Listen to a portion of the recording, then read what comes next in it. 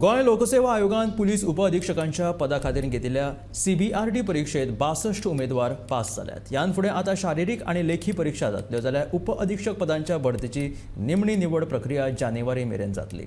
फाटल्या कांय दिसांसावन गोंय पुलिशेंतल्या उपअधीक्षक पदाच्या भरतीचो विशय चर्चेत आशिल्लो। आतां जानेवारी मेरेन उपअधीक्षक भरती जातली अशें कळटा। थ्रू 62 DYSP पोस्टाची भरती बेगीनूच सुरू जातली। 28 जाणांक डायरेक्ट रिक्रूट करतले जाल्यार 34 जाण थ्रू प्रमोशन रिक्रूट जातले।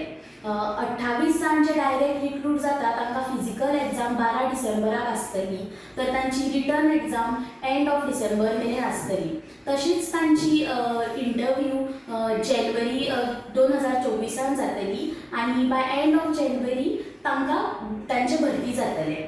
ह्या पोस्टा खातीर 2400 जाणांनी अर्ज दाखल केल्लो आनी हातूंतले 1800 जाणांची स्क्रीन एग्जामींग जाल्ली आनी तातूंतले 93 जाण सिलेक्ट जाल्ले।